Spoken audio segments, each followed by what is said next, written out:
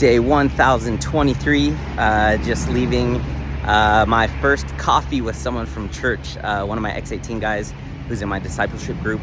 Man, he's such a good guy, just such a bright shining light, has a massive heart. Yeah, just like such a good guy. And we just met up to have coffee and figure out like how I can serve him, how I can help him.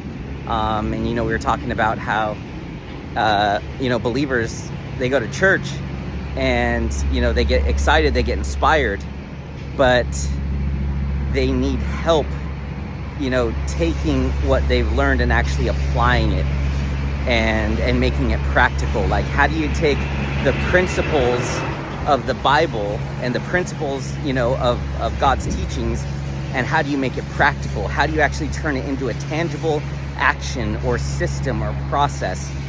And he was just like, yes, we desperately need that in the church because the church doesn't have that. And I'm like, yeah. And so it was just so amazing, because that's exactly what I want to do with Warriors of God. I want to take the principles of the Bible, the principles of Jesus's teachings, the principles of the Word, and I want to make it practical so you can actually apply it to your life and use it and get instant transformation. And so we're going to do his identity coaching next week, and he's so excited. And so we're going to walk through his inner sheep and inner lion, but I'm not going to call it inner sheep and inner lion. I'm going to call it prisoner and warrior, because inner sheep and inner lion and sheep is not biblical. And I do not want to make people think that being a sheep is bad, because we're called to be sheep.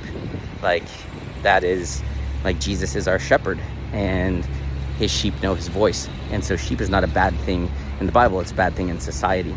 And so I don't want to teach something that is not biblical. So it'll be prisoner and warrior, which is a completely different